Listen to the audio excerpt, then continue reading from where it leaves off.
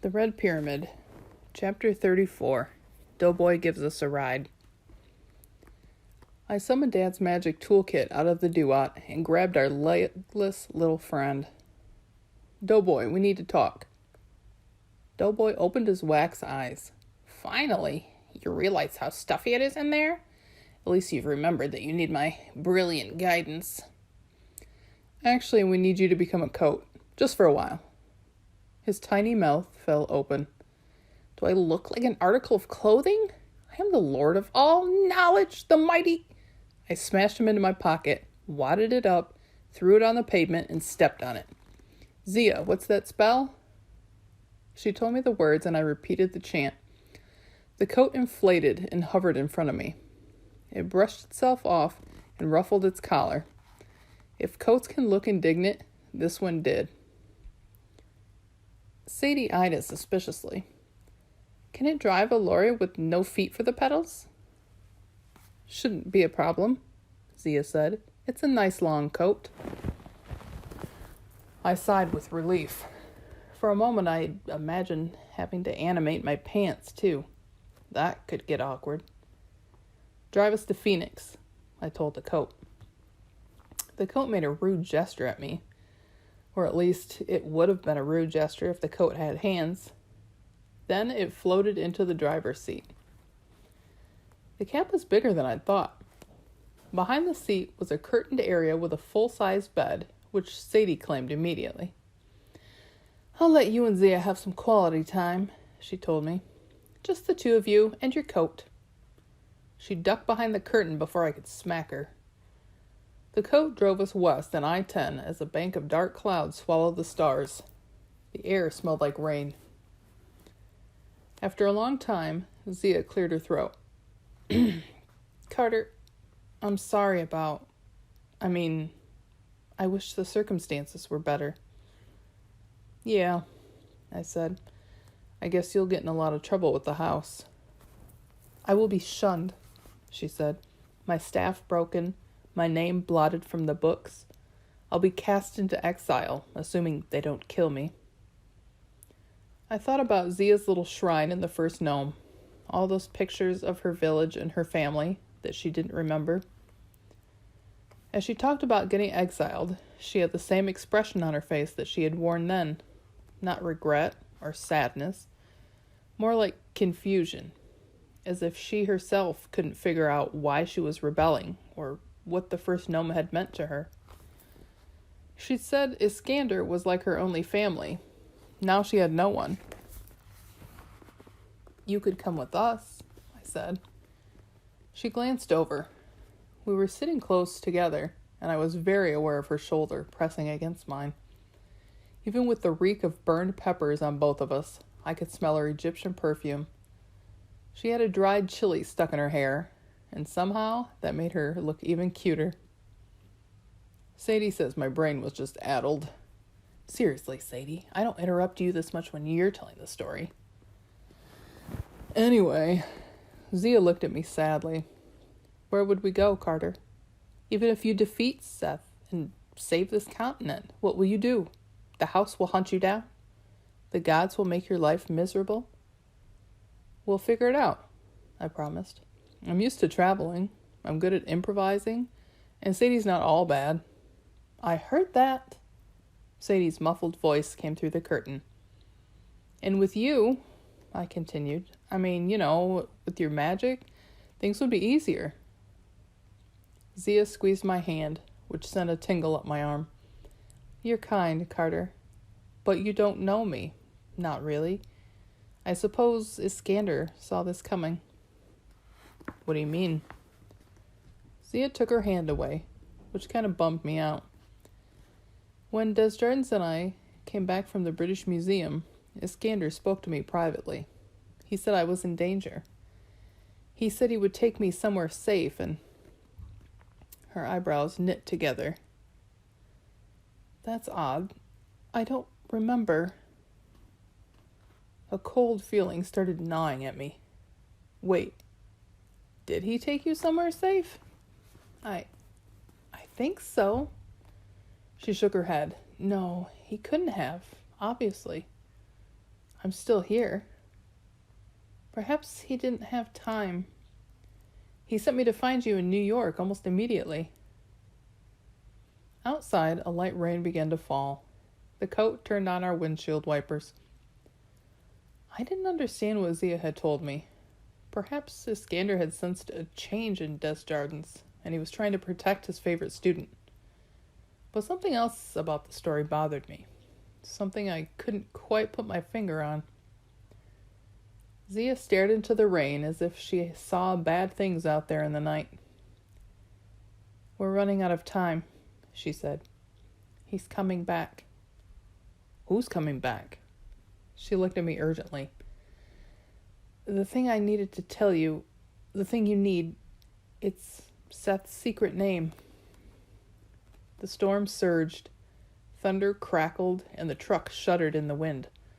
Oh, hold on, I stammered. How could you know Seth's name? How did you even know we needed it? You stole Desjardins' book. Desjardins told us about it. He said it didn't matter. He said you could not use the spell without Seth's secret name, which is impossible to get. So how do you know it? Thal said it could only come from Seth himself, or from the person... My voice trailed off as a horrible thought occurred to me. Or from the person closest to him. Zia shut her eyes as if in pain. I can't explain, Carter. I have this voice telling me the name. The fifth goddess, I said. Nephthys. You were there, too, at the British Museum. Zia looked completely stunned. No, that's not possible. Iskander said you were in danger. He wanted to take you somewhere safe. That's what he meant. You're a godling. She shook her head stubbornly. But he didn't take me away. I'm right here. If I were hosting a god, the other magicians of the house would have figured it out days ago. They know me too well. They would have noticed the changes in my magic. Desjardins would have destroyed me. She had a point. But then another terrible thought occurred to me. Unless Seth is controlling him, I said. Carter, are you really so blind? Desjardins is not Seth. Because you think it's Amos, I said. Amos, who risked his life to save us, who told us to keep going without him. Besides, Seth doesn't need a human form. He's using the pyramid. Which you know because... I hesitated. Amos told us. This is getting us nowhere, Zia said. I know Seth's secret name, and I can tell you, but you must promise you will not tell Amos. Oh, come on. Besides, if you know the name, why can't you just use it yourself? She shook her head, looking almost as frustrated as I felt. I don't know why. I just know it's not my role to play. It must be you or Sadie, blood of the pharaohs. If you don't... The truck slowed abruptly. Out the front windshield, about 20 yards ahead, a man in a blue coat was standing in our headlights. It was Amos. His clothes were tattered like he'd been sprayed with a gunshot, but otherwise he looked okay. Before the truck had even stopped completely, I jumped out of the cab and ran to meet him. Amos, I cried, what happened? I distracted Sekhmet, he said, putting a finger through one of the holes in his coat. For about 11 seconds. I'm glad to see you survived. There was a salsa factory, I started to explain, but Amos held up a hand. Time for explanations later, he said. Right now we have to get going. He pointed northwest, and I saw what he meant. The storm was worse up ahead, a lot worse. A wall of black blotted out the night sky, the mountains, the highways, as if it was swallowing the whole world. Seth's storm is gathering, Amos said with a twinkle in his eyes. Shall we drive into it? The Red Pyramid, Chapter 35. Men ask for directions and other signs of the apocalypse. I don't know how I managed it, with Carter and Zia yammering, but I got some sleep in the back of the truck. Even after the excitement of seeing Amos alive, as soon as we got going again, I was back in the bunk and drifting off. I suppose a good Haddi spell can really take it out of you. Naturally, my ba took this as an opportunity to travel. Heaven forbid I get some peaceful rest. I found myself back in London, on the banks of the Thames. Cleopatra's Needle rose up in front of me. It was a gray day, cool and calm. Even the smell of the low-tide muck made me feel homesick. Isis stood next to me in a cloud-white dress, her dark hair braided with diamonds. Her multicolored wings faded in and out behind her like the northern lights. "Your parents had the right idea," she said. Bast was failing. "She was my friend," I said. "Yes, a good and loyal servant, but chaos cannot be kept down forever. It grows. It seeps into the cracks of civilization, breaks down the edges. It cannot be kept in balance. That is simply its nature." The obelisk rumbled, glowing faintly. "Today it is the American continent," Isis mused. "But unless the gods are rallied, unless we achieve our full strength, chaos will soon destroy the entire human world." "We're doing our best," I insisted. "We'll beat Seth." Isis looked at me sadly. "You know that's not what I meant. Seth is only the beginning." The image changed, and I saw London in ruins. I'd seen some horrific photos of the Blitz in World War II, but that was nothing compared to this. The city was leveled, rubble and dust for miles. The river choked with flotsam. The only thing standing was the obelisk, and as I watched, it began to crack open, all four sides peeling away like some ghastly flower unfolding. "Don't show me this," I pleaded. "It will happen soon enough," Isis said, "as your mother foresaw. But if you cannot face it..." The scene changed again. We stood in the throne room of a palace, the same one I had seen before, where Seth had entombed Osiris. The gods were gathering, materializing as streams of light that shot through the throne room, curled around the pillars, and took on human form. One became Thoth, with his stained lab coat, his wire-rimmed glasses, and his hair standing out all over his head. Another became Horus, the proud young warrior with silver and gold eyes. Sobek, the crocodile god, gripping his watery staff and snarled at me. A mass of scorpions scuttled behind a column and emerged on the other side of Serket, the brown-robed arachnid goddess. Then my heart leaped, because I noticed a boy in black standing in the shadows behind the throne. Anubis, his dark eyes studying me with regret. He pointed at the throne, and I saw it was empty. The palace was missing its heart. The room was cold and dark, and it was impossible to believe this had once been a place of celebrations. Isis turned to me. "We need a ruler. Horus must become pharaoh. He must unite the gods and the House of Life. It is the only way." "You can't mean Carter," I said. "My mess of a brother? Pharaoh? Are you joking?" "We have to help him, you and I." The idea was so ridiculous I would have laughed had the gods not been staring at me so gravely. "Help him?" I said. "Why doesn't he help me become pharaoh?" "There have been strong women pharaohs," Isis admitted. "Hatshepsut ruled well for many years. Nefertiti's power was equal to her husband's. But you have a different path, Sadie. Your power will not come from sitting on a throne." I think you know this. I looked at the throne, and I realized Isis had a point. The idea of sitting there with a crown on my head, trying to rule this lot of bad-tempered gods, did not appeal to me in the slightest. Still, Carter? You've grown strong, Sadie, Isis said. I don't think you realize how strong. Soon, we will face the test together. We will prevail, if you maintain your courage and faith. Courage and faith, I said. Not my two strong suits. Your moment comes, Isis said. We depend on you. The gods gathered around, staring at me expectantly.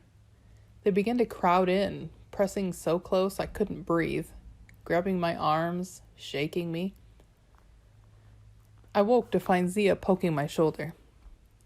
Sadie, we've stopped. I instinctively reached for my wand. What? Where? Zia pushed aside the curtains of the sleeping berth and leaned over me from the front seat, unnervingly like a vulture. Amos and Carter are in the gas station. We need to be prepared to move. Why? I sat up and looked out the windshield, straight into a raging storm. Oh. The sky was black, so it was impossible to tell if it was day or night. Through the gale of wind and sand, I could see we were parked in front of a lighted petrol station. We're in Phoenix, Zia said, but most of the city is shut down. People are evacuating. Time? 4:30 in the morning, Zia said. Magic isn't working very well. The closer we get to the mountains, the worse it is, and the truck's GPS system is down. Amos and Carter went inside to ask directions. That didn't sound promising. If two male magicians were desperate enough to stop for directions, we were in dire straits. The truck's cab shook in the howling wind. After all we'd been through, I felt silly being scared of a storm, but I climbed over the seat so I could sit next to Zia and have some company. How long have they been in there? I asked. Not long, Zia said. I wanted to talk to you before they come back. I raised an eyebrow. About Carter? Well, if you're wondering whether he likes you, the way he stammers might be an indication. Zia frowned. No, I'm asking if I mind? Very considerate. I must say at first I had my doubts, with you threatening to kill us and all, but I've decided you're not a bad sort, and Carter's mad about you, so it's not about Carter. I wrinkled my nose. Oops. Could you just forget what I said then? It's about Seth. God, I sighed. Not this again. Still suspicious of Amos? You're blind not to see it, Zia said. Seth loves deception and traps. It is his favorite way to kill. Part of me knew she had a point. No doubt you'll think I was foolish not to listen. But have you ever sat by while someone talks badly about a member of your family? Even if it's not your favorite relative, the natural reaction is to defend them.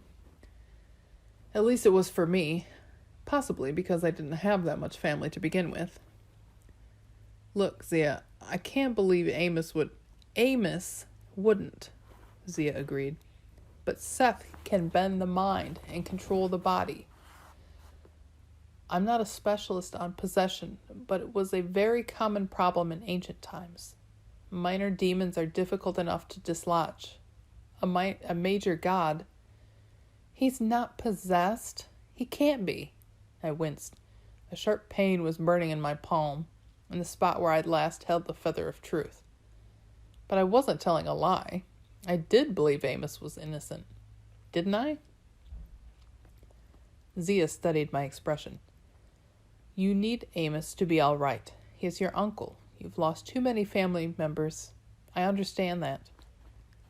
I wanted to snap back that she didn't understand anything, but her tone made me suspect she had known grief. Possibly even more than I. We've got no choice, I said. There's what, 3 hours till sunrise? Amos knows the best way into the mountain. Trap or no, we have to go there and try to stop Seth. I could almost see the gears grinding in her head as she was searching for some way, any way, to convince me. All right, she said at last. I wanted to tell Carter something, but I never got the opportunity. I'll tell you instead. The last thing you need to stop Seth. You couldn't possibly know his secret name. Zia held my gaze. Maybe it was the feather of truth, but I was certain she wasn't bluffing. She did have the name of Seth. Or at least she believed she did. And honestly, I'd overheard bits of her conversation with Carter while I was in the back of the cab. I hadn't meant to eavesdrop, but it was hard not to. I looked at Zia and tried to believe she was hosting Nefties, but it didn't make any sense. I'd spoken with Nefties. She told me she was far away in some sort of sleeping host, and Zia was right here in front of me. It will work, Zia insisted, but I can't do it. It must be you. Why not use it yourself? I demanded. Because you spent all your magic? She waved away the question. Just promise me you will use it now, on Amos, before we reach the mountain. It may be your only chance. And if you're wrong, we waste the only chance we have. The book disappears once it's used, right? Grudgingly, Zia nodded. Once read, the book will dissolve and appear somewhere else in the world. But if you wait any longer, we're doomed. If Seth lures you into his base of power, you'll never have the strength to confront him. Sadie, please. Tell me the name, I said. I promise I'll use it at the right time. Now is the right time. I hesitated, hoping Isis would drop some kind of words of wisdom, but the goddess went silent. I don't know if I would have relented. Perhaps things would have turned out differently if I had agreed to Zia's plan, but before I could make that choice, the truck's doors opened, and Amos and Carter climbed in with a gust of sand. We're close. Amos smiled as if this were good news. Very, very close. The Red Pyramid. Chapter 36. Our family is vaporized. Less than a mile from Camelback Mountain, we broke through into a circle of perfect calm. Eye of the storm, Carter guessed. It was eerie. All around the mountain swirled a cylinder of black clouds. Traces of smoke drifted back and forth from Camel's Back Peak to the edges of the maelstrom, like the spokes of a wheel. But directly above us, the sky was clear and starry, beginning to turn gray. Sunrise wasn't far off. The streets were empty. Mansions and hotels clustered around the mountain's base, completely dark, but the mountain itself glowed. Ever hold your hand over a torch? Sorry, a flashlight for you Americans. And watch the way your skin glows red? That's the way the mountain looked. Something very bright and hot was trying to burn through the rock. Nothing's moving on the streets, Zia said. If we try to drive up to the mountain, we'll be seen, I said. What about that spell? Carter looked at Zia. You know, the one you used in the first gnome. What spell? I asked. Zia shook her head. Carter is referring to an invisibility spell, but I have no magic, and unless you have the proper components, it can't be done on a whim. Amos? I asked. He pondered the question. No invisibility, I'm afraid, but I have another idea. I thought turning into a bird was bad, until Amos turned us into storm clouds. He explained what he was going to do in advance, but it didn't make me any less nervous. No one will notice a few wisps of black clouds in the midst of a storm, he reasoned. But this is impossible, Zia said. This is storm magic. Chaos magic. We should not. Amos raised his wand, and Zia disintegrated. No! Carter yelled. But then he too was gone, replaced by a swirl of black dust. Amos turned to me. Oh no, I said. Thanks, but... Poof. I was a storm cloud. Now that may sound amazing to you, but imagine your hands and feet disappearing, turning into wisps of wind. Imagine your body replaced by dust and vapor, and having a tingly feeling in your stomach without even having a stomach. Imagine having to concentrate just to keep yourself from dispersing to nothing. I got so angry, a flash of lightning crackled inside me. Don't be that way, Amos chided. It's only for a few moments. Follow me. He melted into a heavier, darker bit of storm and raced towards the mountain. Following wasn't easy. At first, I could only float. Every wind threatened to take some part of me away. I tried swirling and found it helped keep my particles together. Then I imagined myself filling with helium, and suddenly I was off. I couldn't be sure if Carter and Zia were following or not. When you're a storm, your vision isn't human. I could vaguely sense what was around me, but what I saw was scattered and fuzzy, as if through heavy static. I headed towards the mountain, which was an almost irresistible beacon to my storm self. It glowed with heat, pressure, and turbulence. Everything a little dust devil like me could want. I followed Amos to a ridge on the side of the mountain, but I returned to human form a little too soon. I stumbled out of the sky and knocked Carter to the ground. Ouch, he groaned. Sorry, I offered, though mostly I was concentrating on not getting sick. My stomach still felt like it was mostly storm. Zia and Amos stood next to us, peeping into a crevice between two large sandstone boulders. Red light seeped from within and made their faces look devilish. Zia turned to us. Judging from her expression, what she'd seen wasn't good. Only the Pyramidian left. The what? I looked through the crevice. The view was almost as disorienting as being a storm cloud. The entire mountain was hollowed out, just as Carter had described. The cavern floor was about 600 meters below us. Fires blazed everywhere, bathing the rocks in a blood-colored light. A giant crimson pyramid dominated the cave, and at its base, masses of demons milled around like a rock concert, crowd waiting for the show to begin. High above them, eye level to us, two magic barges manned by crews of demons floated slowly, ceremoniously, towards the pyramid. Suspended in a mesh of ropes between the boats was the only piece of the pyramid not yet installed. A golden capstone to top off the structure. They know they've won, Carter guessed. They're making a show of it. Yes, Amos said. Well, let's blow up the boats or something, I said. Amos looked at me. Is that your strategy? Honestly? His tone made me feel completely stupid. Looking down on the demon army, the enormous pyramid, what had I been thinking? I couldn't battle this. I was a bloody 12-year-old. We have to try, Carter said. Dad's in there. That shook me out of my self-pity. If we were going to die, at least we would do it trying to rescue my father. Oh, and North America too, I suppose. Right, I said. We fly to those boats. We stop them from placing the capstone. Pyramidian, Zia corrected.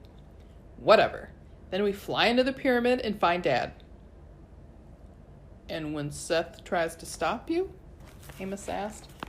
I glazed at Zia, who was silently warning me not to say more. First things first, I said. How do we fly to the boats? As a storm, Amos suggested. No, the rest of us said. I will not be part of any more chaos magic, Zia insisted. It is not natural. Amos waved at the spectacle below us. Tell me this is natural. You have another plan? Birds, I said, hating myself for even considering it. I'll become a kite. Carter can do a falcon. Sadie, Carter warned, what if I have to try? I looked away before I could lose my resolve. Zia, it's been almost 10 hours since your pillar of fire, hasn't it? Still no magic? Zia held out her hand and concentrated. At first, nothing happened. Then, red light flickered along her fingers, and her staff appeared in her grip, still smoking.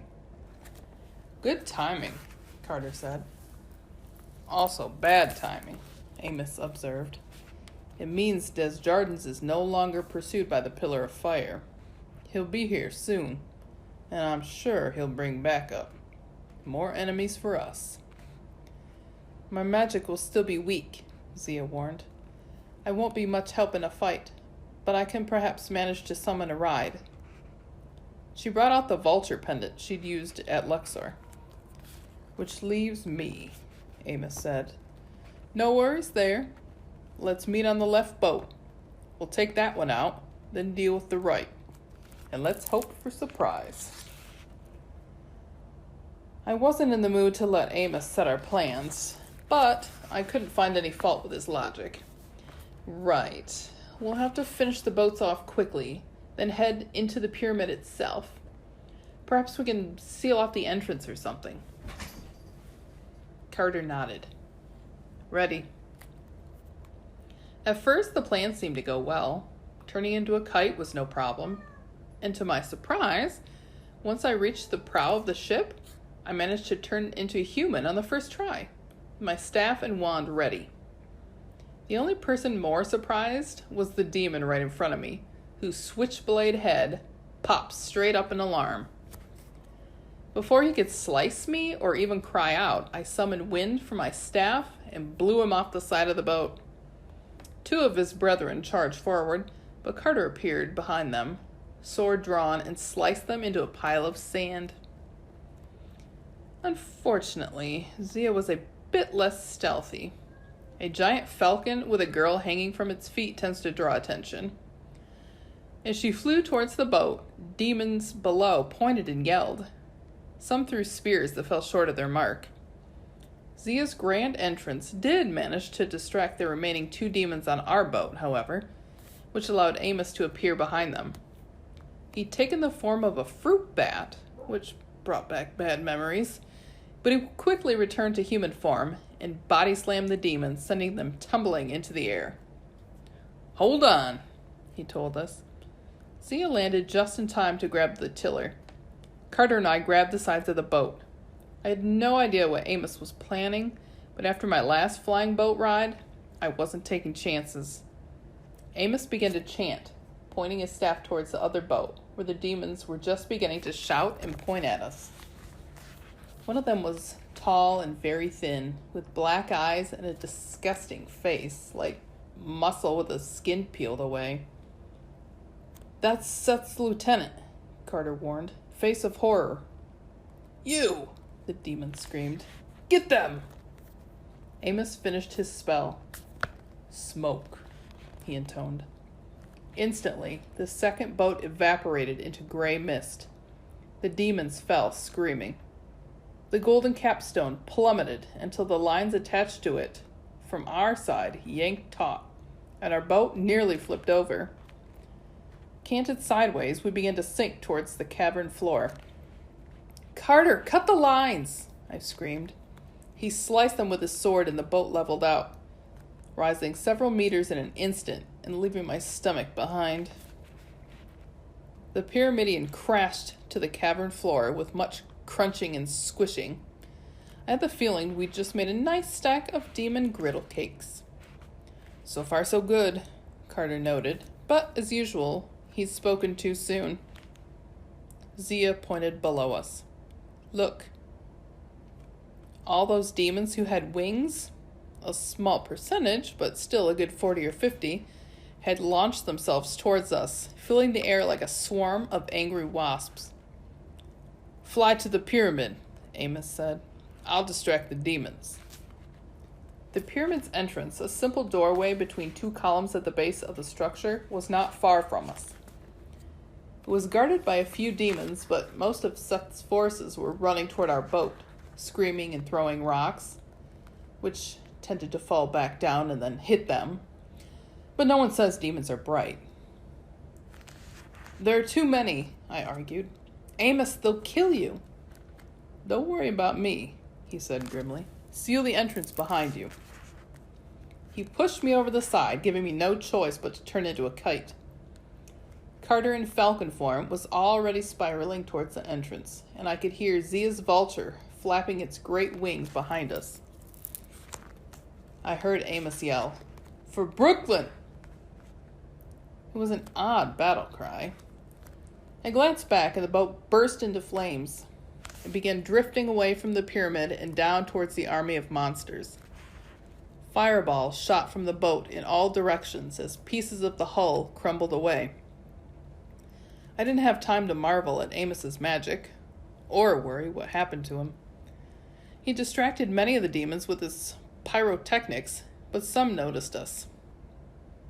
Carter and I landed just inside the pyramid's entrance and returned to human form. Zia tumbled in next to us and turned her vulture back into an amulet. The demons were only a few steps behind. A dozen massive blokes with the heads of insects, dragons, and assorted Swiss Army knife attachments. Carter thrust out his hand. A giant shimmering fist appeared and mimicked his move, pushing right between Zia and me and slamming the doors shut. Carter closed his eyes in concentration, and a burning golden symbol etched itself across the doors like a seal, the Eye of Horus. The lines glowed faintly as demons hammered against the barrier, trying to get in. "It won't hold them long," Carter said. I was duly impressed, though. Of course, I didn't say that.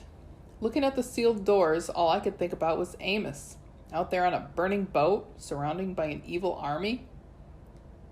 Amos knew what he was doing, Carter said, though he didn't sound very convinced. He's probably fine. "Come on," Zia prodded us. "No time for second guessing." The tunnel was narrow, red, and humid, so I felt like I was crawling through an artery of some enormous beast.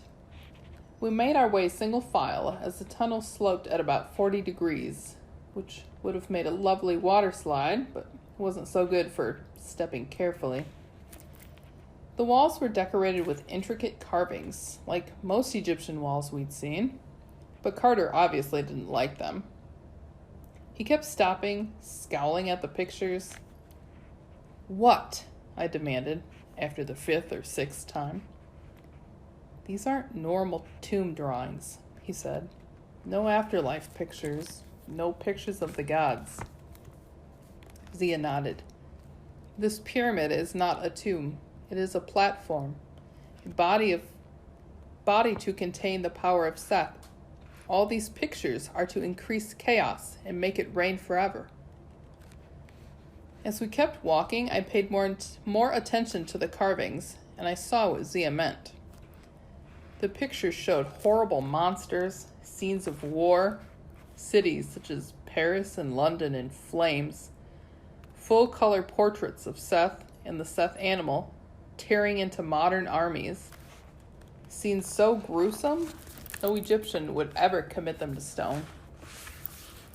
The further we went, the weirder and more vivid the pictures became, and the queasier I felt. Finally, we reached the heart of the pyramid. Where the burial chamber should have been, in a rectangular pyramid, Seth had designed a throne room for himself. It was about the size of a tennis court, but around the edges, the floor dropped off into a deep trench like a moat.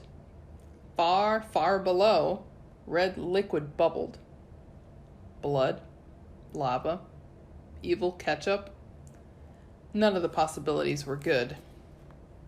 The trench looked easy to jump, but I wasn't anxious to do so because inside the room, the entire floor was carved with red hieroglyphs, all spells invoking the power of Isfet, chaos, Far above, in the center of the ceiling, a single square hole let in blood-red light.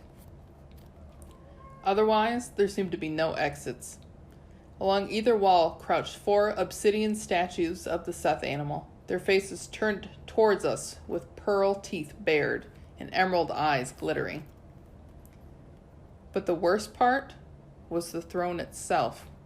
It was a horrid, misshapen thing, like a red stalagmite that had grown haphazardly from centuries of dripping sediment, and it had formed itself around a gold coffin, Dad's coffin, which was buried in the throne's base, with just enough of it sticking out to form a kind of footrest. "How do we get him out?" I said, my voice trembling. Next to me, Carter caught his breath.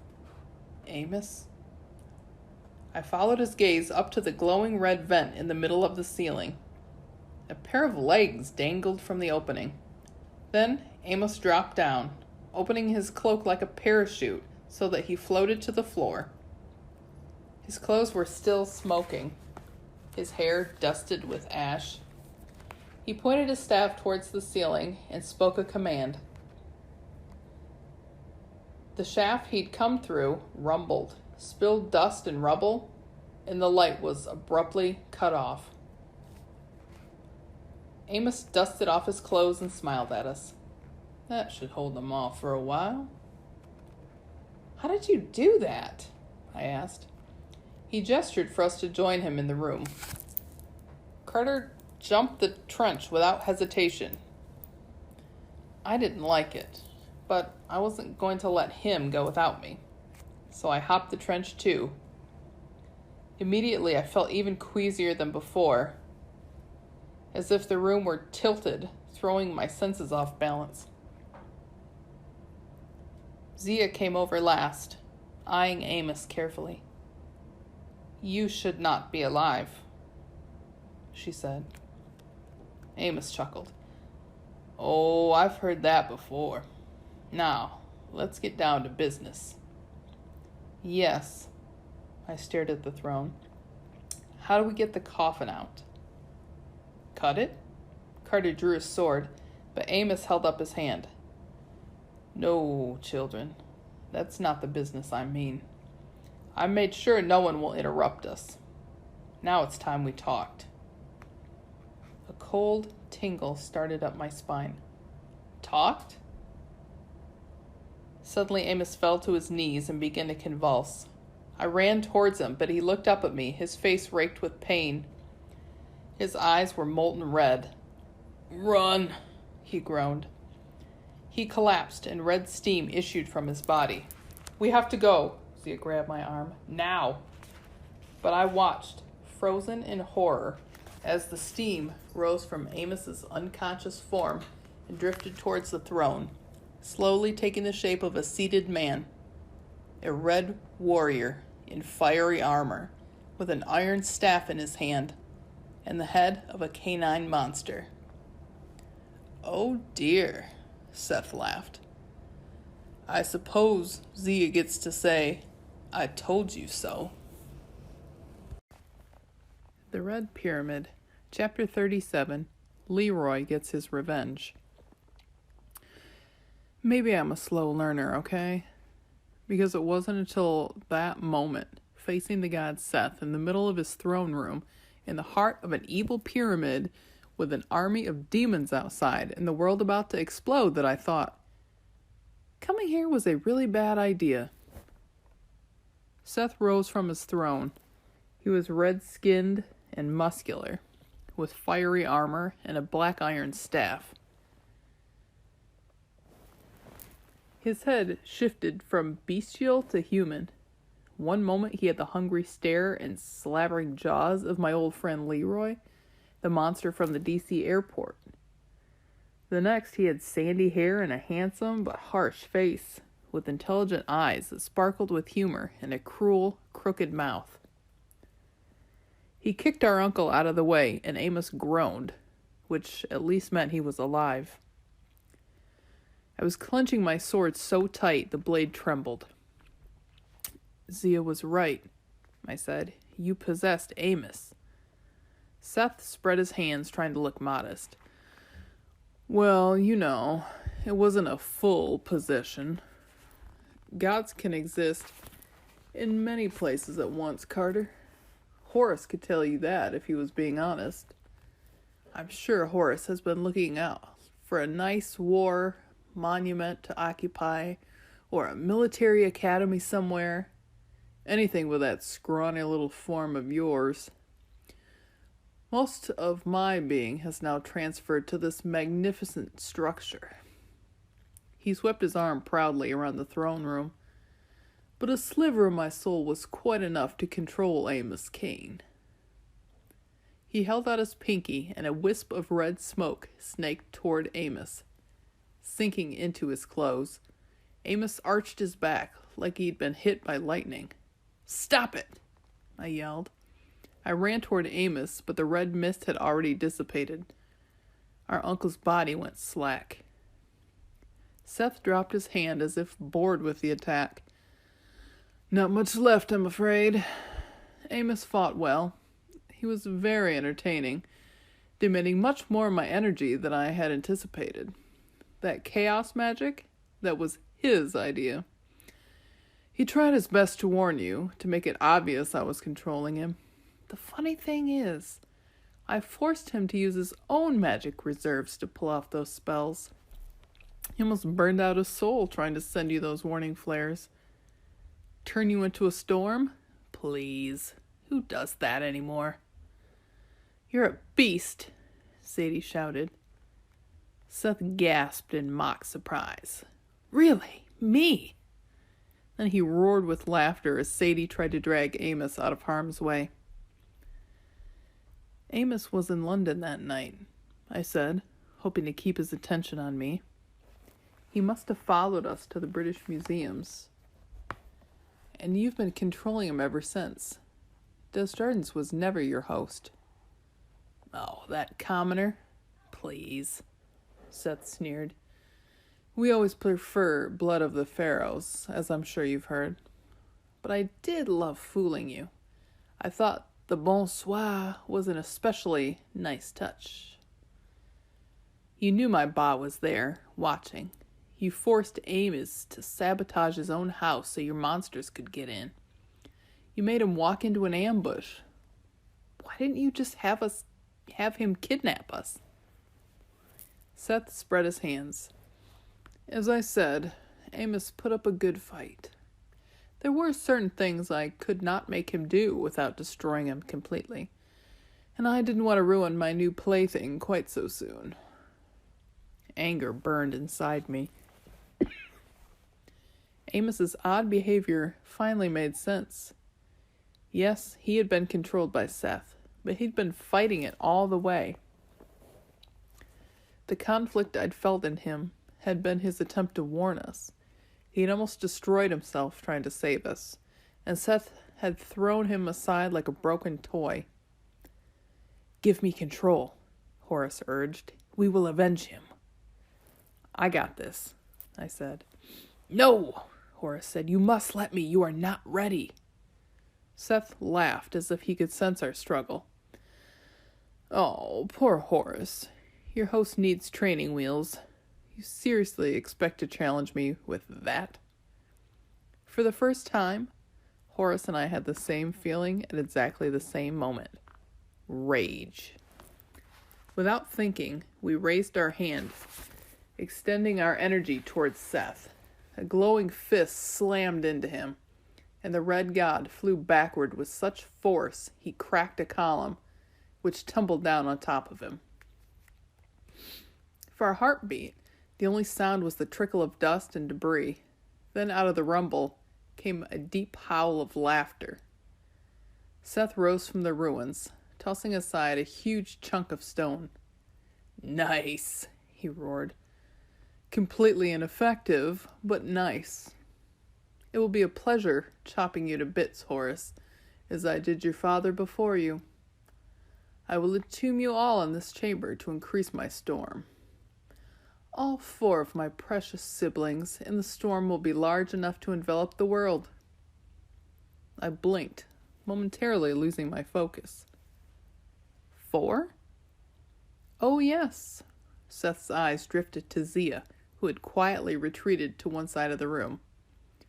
I haven't forgotten you, my dear. Zia glanced at me in desperation. Carter, don't worry about me. He's trying to distract you. Lovely goddess, Seth purred. The form does not do you justice. But your choices were limited, weren't they? Seth moved toward her. His staff began to glow. No, I shouted. I advanced, but Seth was just as good as magical shoving as I was. He pointed at me, and I slammed against the wall, pinned as if an entire football team were holding me down. Carter, Sadie cried. She's Nephtes. She can take care of herself. No, all my instincts told me Zia couldn't be Nephtes. At first I thought so, but the more I considered, the more it seemed wrong. I felt no divine magic from her, and something told me I would have if she were really hosting a goddess. Seth would crush her unless I helped. But if Seth was trying to distract me, it was working. As he stalked towards Zia, I struggled against his magic, but I couldn't free myself. The more I tried to combine my power with Horace's, the way I'd done before, the more my fear and panic got in the way. You must yield to me, Horace insisted, and the two of us wrestled for control of my mind, which gave me a splitting headache. Seth took another step toward Zia. Ah, Nephtes, he crooned. At the beginning of time, you were my treacherous sister. In another carnation, in another age, you were my treacherous wife. Now, I think you'll make a nice appetizer. True, you're the weakest of us all, but you're still one of the 5, and there is power in collecting the complete set. He paused, then grinned. The complete set. That's funny. Now let's consume your energy and entomb your soul, shall we? Zia thrust out her wand. A red sphere of defensive energy glowed around her, but even I could tell it was weak. Seth shot a blast of sand from his staff, and the sphere collapsed. Zia stumbled backward, the sand ripping at her hair and clothes. I struggled to move, but Zia yelled, Carter, I'm not important. Stay focused. Don't resist. She raised her staff and shouted, The House of Life! She launched a bolt of fire at Seth, an attack that must have cost all of her remaining energy. Seth batted the flames aside, straight at Sadie, who had to raise her wand quickly to protect herself and Amos from getting fried. Seth tugged at the air as if pulling an invisible rope, and Zia flew toward him like a rag doll, straight into his hand. Don't resist. How could Zia say that? I resisted like crazy, but it didn't do me any good.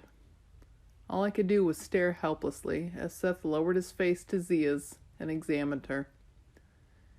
At first, Seth seemed triumphant, gleeful, but his expression quickly turned to confusion. He scowled. His eyes flared.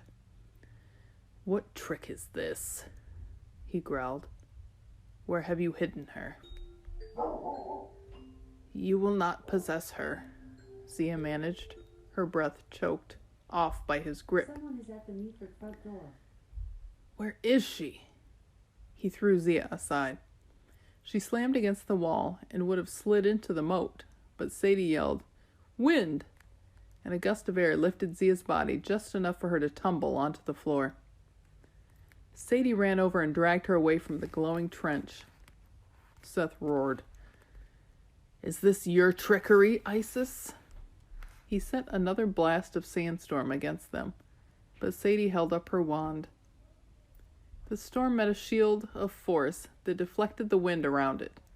The sand pitted the walls behind Sadie, making a hollow-shaped scar in the rock. I didn't understand what Seth was so angry about, but I couldn't allow him to hurt Sadie. Seeing her alone, protecting Zia from the wrath of a god, something inside me clicked. like an engine shifting into higher gear. My thinking suddenly became faster and clearer. The anger and fear didn't go away, but I realized they weren't important. They weren't going to help me save my sister. Don't resist, Zia had told me. She didn't mean resisting Seth. She meant Horus. The Falcon God and I had been wrestling with each other for days as he tried to take control of my body. But neither of us could be in control. That was the answer. We both had to act in unison, trust each other completely, or we were both dead. Yes, Horus thought, and he stopped pushing. I stopped resisting, letting our thoughts flow together. I understood his power, his memories, and his fears. I saw every host he had ever been over 1,000 lifetimes, and he saw my mind. Everything, even the stuff I wasn't proud of. It's hard to describe the feeling, and I know from Horus's memory that this kind of unison was very rare. Like the one time when the coin doesn't land on heads or tails, but stand on its edge, perfectly balanced. He did not control me. I did not use him for power. We acted as one. Our voices spoke in harmony. Now. And the magic bonds that held us shattered. My combat avatar formed around me, lifting me off the floor and encasing me with golden energy. I stepped forward and raised my sword. The falcon warrior mimicked the movement, perfectly attuned to my wishes. Seth turned and regarded me with cold eyes. So, Horus, he said, you managed to find the pedals of your little bike, eh? That does not mean you can ride. I am Carter Kane, I said. Blood of the Pharaohs, Eye of Horus. And now, Seth, brother, uncle, traitor, I'm going to crush you like a gnat. The Red Pyramid, Chapter 38. The house is in the house. It was a fight till the death, and I felt great. Every move was perfect. Every strike was so much fun, I wanted to laugh out loud. Seth grew in size until he was larger than me, and his iron staff the size of a boat's mast. His face would flicker, sometimes human, sometimes the feral maw of the Seth animal. We clashed sword against staff, and sparks flew. He pushed me off balance, and I smashed into one of his animal statues, which toppled to the floor and broke. I regained my balance and charged, my blade biting into a chink of Seth's shoulder guard. He howled as black blood seeped from the wound. He swung his staff, and I rolled the strike before it could split my head. His staff cracked the floor instead. We fought back and forth, smashing pillars and walls with chunks of the ceiling falling around us, until I realized Sadie was yelling to get my attention. Out of the corner of my eye, I saw her trying to shield Zia and Amos from the destruction. She'd drawn a hasty protective circle on the floor, and her shields were deflecting the falling debris. But I understood why she was worried. Much more of this and the entire throne room would collapse, crushing all of us. I doubted it would hurt Seth much. He was probably counting on that. He wanted to entomb us. I had to get him into the open. Maybe if I gave Sadie time, she could free Dad's coffin from that throne. Then I remembered how Bass had described her fight with Apophis, grappling with the enemy for eternity. Yes, Horus agreed. I raised my fist and channeled a burst of energy toward the air vent above us, blasting it open until red light once again poured through. Then I dropped my sword and launched myself at Seth. I grabbed his shoulders with my bare hands, trying to get him into a wrestler's hold. He attempted to pummel me, but his staff was useless at close range. He growled and dropped the weapon and grabbed my arms. He was much stronger than I was, but Horus knew some good moves. I twisted and got behind Seth, my forearm slipping under his arm and grabbing his neck in a vise. We stumbled forward, almost stepping on Sadie's protective shields. Now we've got him, I thought. What do we do with him? Ironically, it was Amos who gave me the answer. I remember how he turned me into a storm, overcoming my sense of self by sheer mental force. Our minds had had a brief battle, but he had imposed his will with absolute confidence, imagining me as a storm cloud. And that's what I'd become. You're a fruit bat, I told Seth. No, his mind yelled. But I had surprised him. I could feel his confusion, and I used it against him. It was easy to imagine him as a bat, since I'd seen Amos become one when he was possessed by Seth. I pictured my enemy shrinking, growing leathery wings and an even uglier face. I shrank too, until I was a falcon with a fruit bat in my claws. No time to waste. I shot toward the air vent, wrestling with the bat as we spun in circles up the shaft, slashing and biting. Finally, we burst into the open, reverting to our warrior forms on the side of the Red Pyramid. I stood unsteadily on the slope, my avatar shimmering with damage along the right arm. My own right arm was cut and bleeding in the same spot. Seth rose, wiping black blood from his mouth. He grinned at me, and his face flickered with the snarl of a predator. You can die knowing you made a good effort, Horace. But it's much too late. Look. I gazed out over the cavern, and my heart crawled into my throat. The army of demons had engaged a new enemy in battle. Magicians, dozens of them, had appeared in a loose circle around the pyramid and were fighting their way forward. The House of Life must have gathered all its available forces, but they were pathetically few against Seth's legions. Each magician stood inside a moving protective circle, like a spotlight beam, wading through the enemy with staff and wand glowing.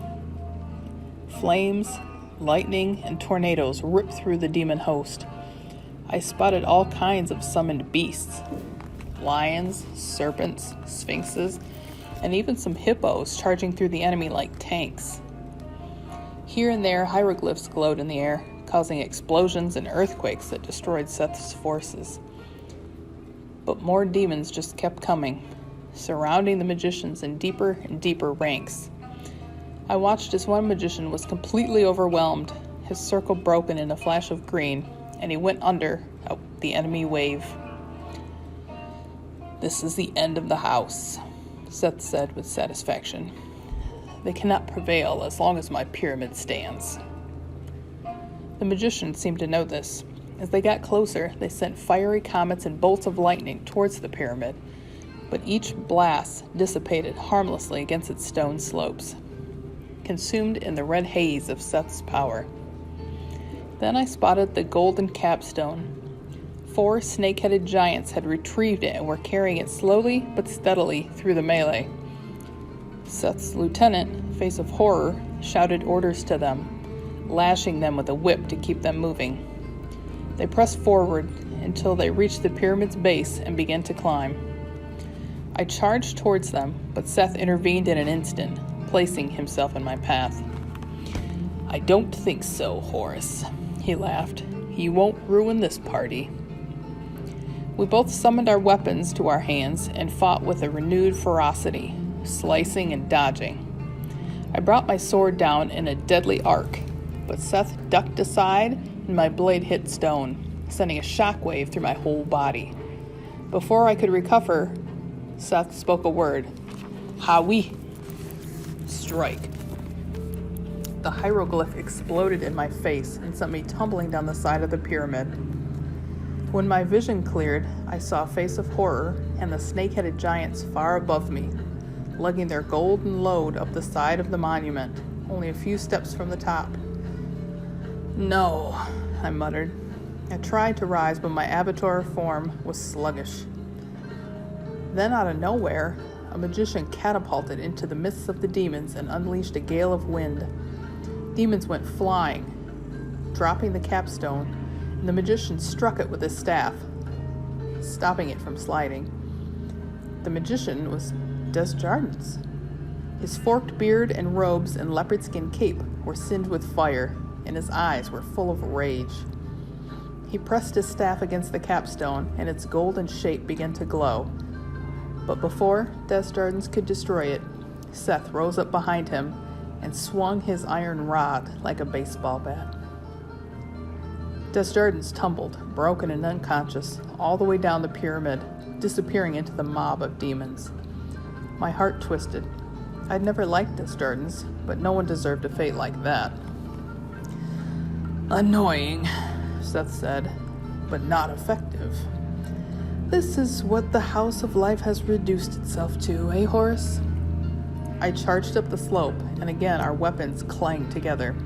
We fought back and forth as gray light began to seep through the cracks in the mountains above us. Horace's keen senses told me we had about 2 minutes until sunrise, maybe less. Horace's energy kept surging through me. My avatar was only mildly damaged, my attack still swift and strong, but it wasn't enough to defeat Seth, and Seth knew it. He was in no hurry. With every minute, another magician went down on the battlefield, and chaos got closer to winning. "Patience," Horace urged. "We fought him for 7 years the first time." But I knew we didn't have 7 minutes, much less 7 years. I wish Sadie were here. I could only hope she'd manage to free Dad and keep Zia and Amos safe. That thought distracted me. Seth swept his staff at my feet, and instead of jumping, I tried to back up. The blow cracked against my right ankle, knocking me off balance and sending me somersaulting down the pyramid's side. Seth laughed. "Have a nice trip." Then he picked up the capstone. I rose, groaning, but my feet were like lead. I staggered up the slope, but before I'd even closed half the distance, Seth placed the capstone and completed the structure. Red light flowed down the sides of the pyramid with a sound like the world's largest bass guitar, shaking the entire mountain and making my whole body go numb. 30 seconds to sunrise," Seth yelled with glee, "and this land will be mine forever. You can't stop me alone, Horace, especially not in the desert, the source of my strength." "You're right," said a nearby voice. I glanced over and saw Sadie rising from the air vent, radiant with multicolored light, her staff and wand glowing. "Except Horace is not alone," she said. "We're not going to fight in the desert." She struck her staff against the pyramid and shouted a name, the last 3 words I'd ever expect to hear utter as a battle cry. The Red Pyramid, Chapter 39. Zia tells me a secret. Cheers, Carter, for making me look dramatic and all that. The truth was a bit less glamorous. Back up, shall we? When my brother, the crazy chicken warrior, turned into a falcon and went up to the pyramid's chimney with his new friend, the fruit bat, he left me playing nurse to 2 very wounded people, which I didn't appreciate, and which I wasn't particularly good at.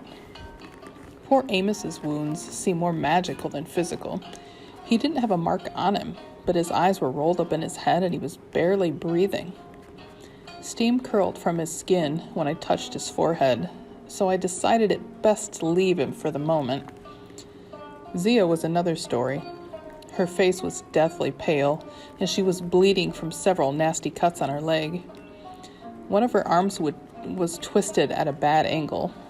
Her breath rattled with a sound like wet sand. "Hold still."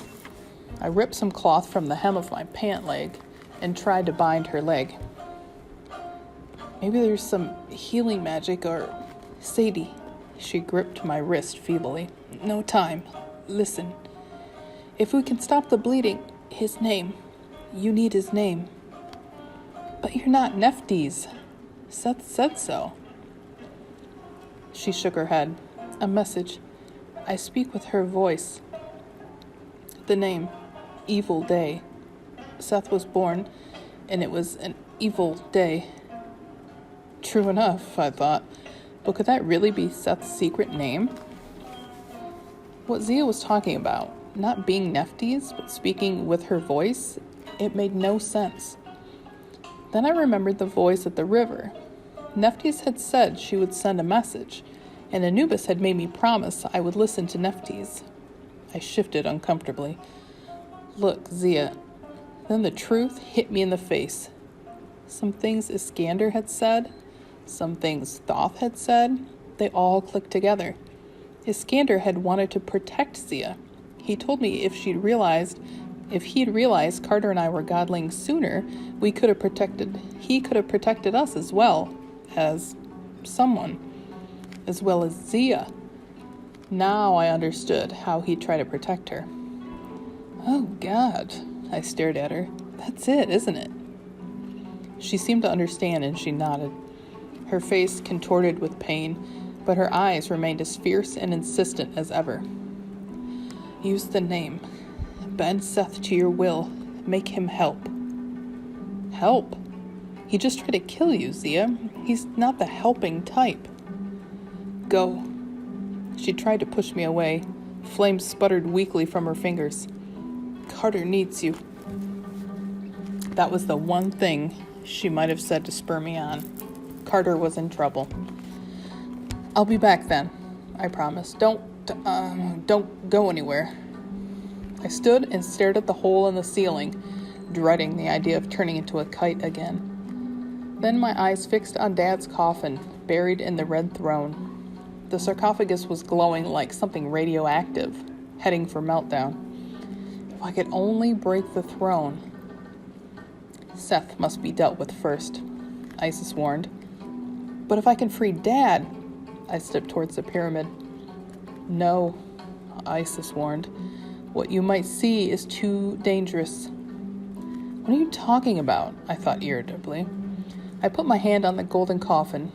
Instantly, I was ripped from the throne room and into a vision. I was back in the land of the dead, in the Hall of Judgment. The crumbling monuments of a New Orleans graveyard shimmered around me. Spirits of the dead stirred restlessly in the mist. At the base of the broken scales, a tiny monster slept. Amit, the devourer. He opened one glowing eye to study me, then went back to sleep. Anubis stepped out of the shadows. He was dressed in a black silk suit with his tie unknotted, like he'd just come back from a funeral, or possibly a convention for really gorgeous undertakers. Sadie, you shouldn't be here. Tell me about it, I said, but I was so glad to see him I wanted to sob with relief. He took my hand and led me toward the empty black throne. We have lost all balance. The throne cannot be empty. The restoration of Ma'at must begin here in this hall. He sounded sad, as if he were asking me to accept something terrible. I didn't understand, but a profound sense of loss crept over me. It's not fair, I said. No, it's not. He squeezed my hand. I'll be here, waiting. I'm sorry, Sadie. I truly am. He started to fade. Wait! I tried to hold onto his hand, but he melted into the mist, along with the graveyard. I found myself back in the throne room of the gods, except it looked like it had been abandoned for centuries. The roof had fallen in, along with half of the columns. The braziers were cold and rusty. The beautiful marble floor was as cracked and dry as a lake bed. Bast stood alone next to the empty throne of Osiris. She gave me a mischievous smile, but seeing her again was almost too painful to bear. Oh, don't be sad, she chided. Cats don't do regret. But aren't you dead? That all depends. She gestured around her. The Duat is in turmoil. The gods have gone too long without a king. If Seth doesn't take over, someone else must. The enemy is coming. Don't let me die in vain." "But will you come back?" I asked, my voice breaking. "Please, I never even got to say goodbye to you. I can't." "Good luck, Sadie. Keep your claws sharp." Vast vanished, and the scenery changed again. I stood in the Hall of Ages, in the first gnome, another empty throne, and Iskander sat at its feet, waiting for a pharaoh who hadn't existed for 2,000 years. "A leader, my dear," he said. "Ma'at demands a leader." "It's too much," I said. "Too many thrones. You can't expect Carter." "Not alone," Iskander agreed. "But this is your family's burden. You started the process. The Canes alone will heal us or destroy us."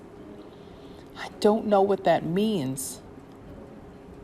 Iskander opened his hand, and in a flash of light, the scene changed one more time. I was back at the Thames. It must have been the dead of 3 o'clock in the morning because the embankment was empty. Mist obscured the lights of the city, and the air was wintry. 2 people, a man and a woman, stood bundled against the cold, holding hands in front of Cleopatra's Needle. At first I thought they were a random couple on a date. Then, with a shock, I realized I was looking at my parents. My dad lifted his face and scowled at the obelisk. In the dim glow of the street lamps, his features looked like chiseled marble, like the pharaoh statues he loved to study. He did have the face of a king, I thought. Proud and handsome. "You're sure?" he asked my mother. "Absolutely sure?" Mum brushed her long blonde hair out of her face. She was even more beautiful than her pictures, but she looked worried. Eyebrows furrowed, lips pressed together, like me when I was upset. When I looked in the mirror and tried to convince myself things weren't so bad, I wanted to call on her, to let her know I was there, but my voice didn't work. "She told me this is where it begins," my mother said. She pulled her black coat around her, and I caught a glimpse of her necklace, the amulet of Isis. My amulet. I stared at it, stunned. But then she pulled her collar closed, and the amulet disappeared. "If we want to defeat the enemy, we must start with the obelisk. We must find out the truth."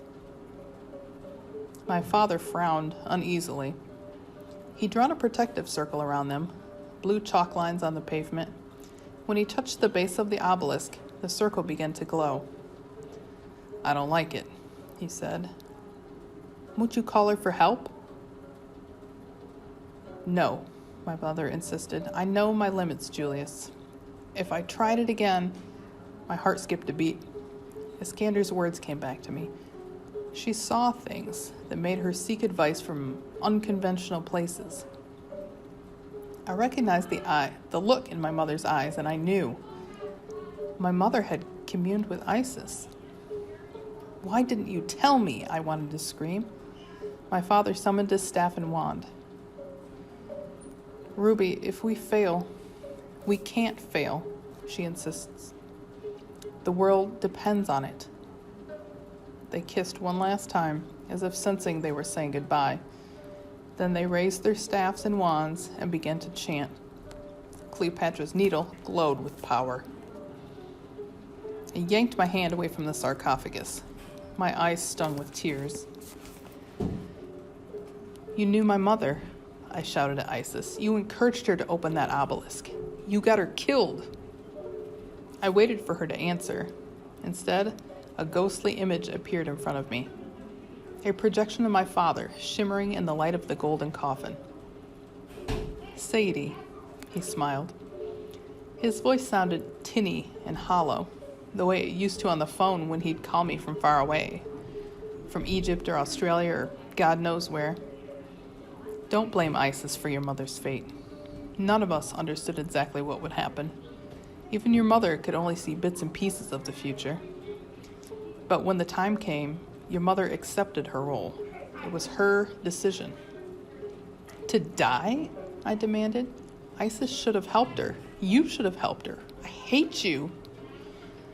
As soon as I said it, something broke inside me. I started to cry. I realized I'd wanted to say that to my dad for years. I blamed him for Mom's death. Blamed him for leaving me.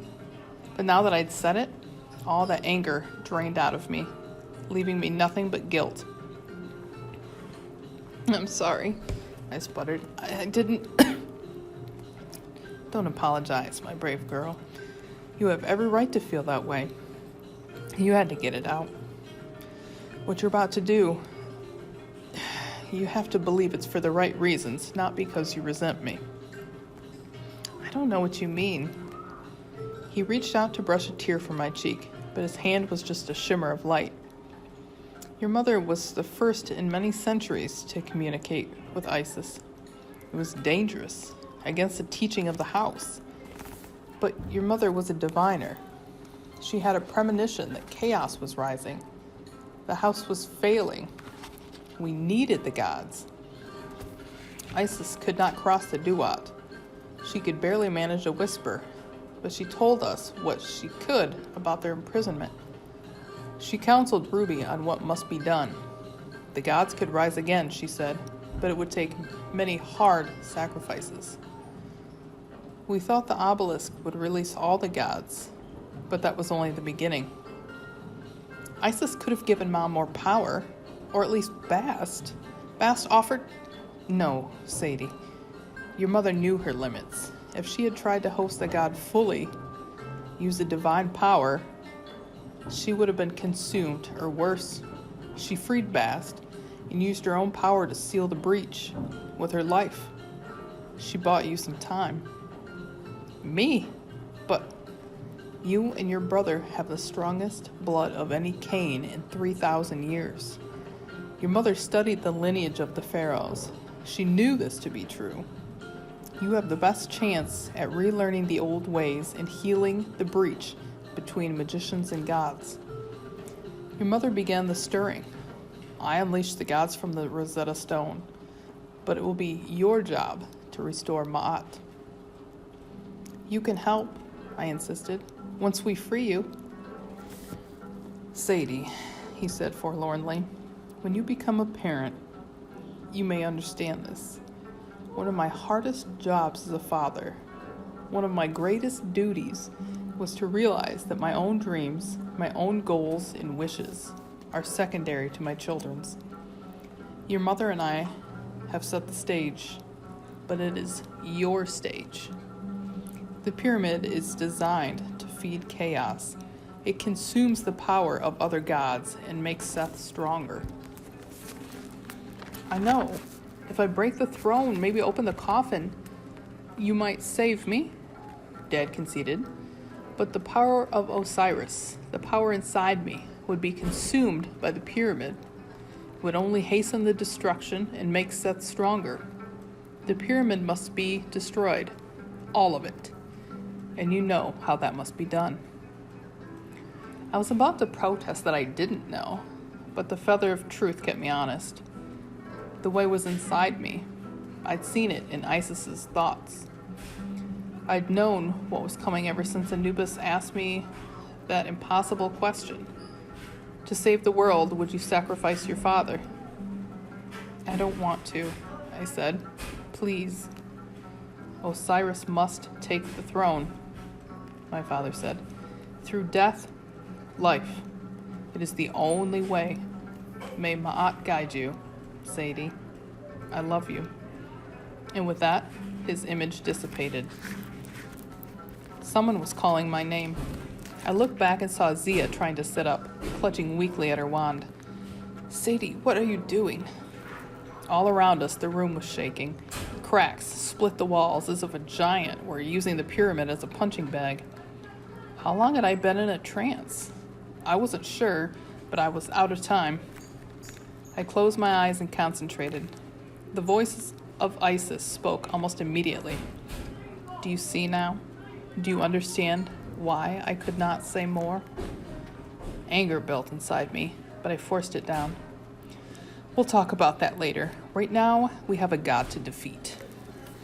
I I pictured myself stepping forward, merging with the soul of the goddess. I'd shared power with Isis before, but this was different. My resolve, my anger, even my grief gave me confidence. I looked Isis straight in the eye, spiritually speaking, and we understood one another. I saw her entire history, her early days grasping for power, using tricks and schemes to find the name of Ra.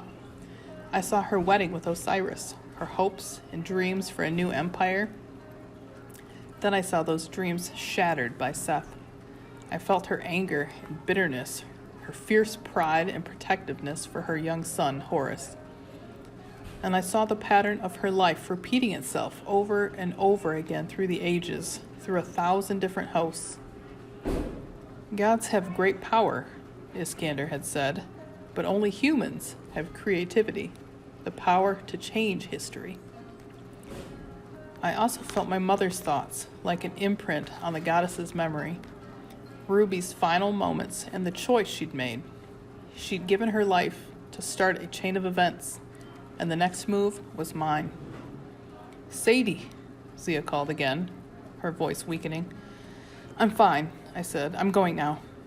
Zia studied my face and obviously didn't like what she saw. You're not fine. You've been badly shaken.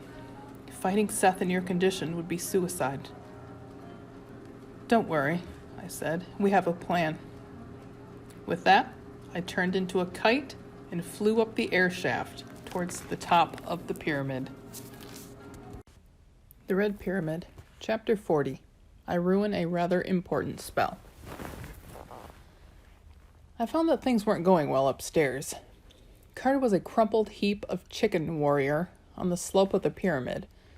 Seth had just placed the capstone, and I was shouting, 30 seconds to sunrise! In the cavern below, magicians from the House of Life waded through an army of demons, fighting a hopeless fight. The scene would have been frightening enough, but now I saw it as Isis did, like a crocodile with eyes at water level, seeing both below and above the surface. I saw the duat entwined with the regular world. The demons had fiery souls in the duat that made them look like an army of birthday candles. When Carter stood in the mortal world, a falcon warrior stood in the duat. Not an avatar, but the real thing. With feathered head, sharp blood-stained beak, and gleaming black eyes.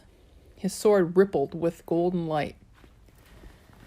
As for Seth, imagine a mountain of sand, doused with petrol, set on fire, spinning in the world's largest blender. That's what he looked like in the duat. A column of destructive force so powerful that the stones at his feet bubbled and blistered. I'm not sure what I looked like. I felt powerful. The force of Ma'at coursed through me. The divine words were at my command. I was Sadie Kane, blood of the pharaohs. And I was Isis, goddess of magic, holder of the secret names. As Carter struggled his way up the pyramid, Seth gloated. You can't stop me by yourself, Horus, especially not in the desert, the source of my strength. You're right, I called. Seth turned, and the look on his face was priceless. I raised my staff and wand, gathering my magic.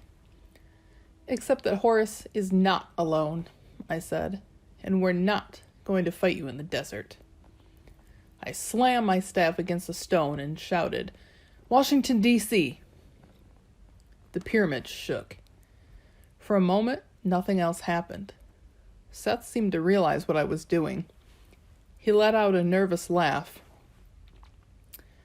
Magic 101, Sadie Kane. You can't open a portal during the demon days. A mortal can't, I agreed, but a goddess of magic can.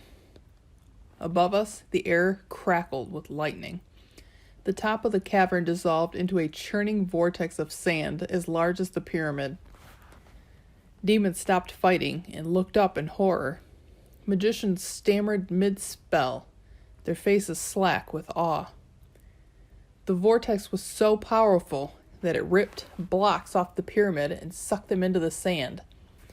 And then, like a giant lid, the portal began to descend. "No!" Seth roared. He blasted the portal with flames, then turned on me and hurled stones and lightning. But it was too late. The portal swallowed us all. The world seemed to flip upside down. For a heartbeat, I wondered if I'd made a terrible miscalculation. If Seth's pyramid would explode in the portal, and I'd spend eternity floating through the duat as a billion little particles of Sadie sand. Then, with a sonic boom, we arrived in the cold morning air with a brilliant blue sky above us. Spread out below us was the snow-covered fields of the National Mall in Washington, D.C. The Red Pyramid was still intact, but cracks had appeared on its surface. The gold capstone glowed, trying to maintain its magic, but we weren't in Phoenix anymore. The pyramid had been ripped from its source of power, the desert. And in front of us loomed the default gateway for North America. The tall white obelisk that was the most powerful focal point of Ma'at on the continent, the Washington Monument. Seth screamed something at me in ancient Egyptian. I was fairly sure it wasn't a compliment. "I will rend your limbs from their sockets," he shouted. "I will..." "Die?" Carter suggested. He rose behind Seth and swung his sword. The blade cut into Seth's armor at the ribs.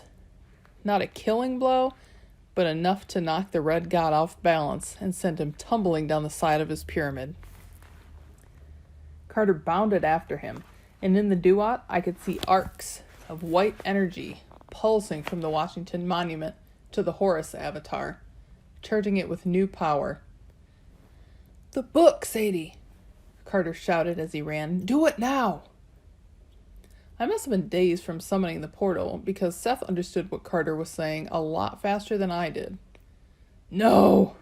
the red god shouted. He charged towards me, but Carter intercepted him halfway up the slope. He grappled with Seth, holding him back. The stones of the pyramid cracked and crumbled under the weight of their godly forms.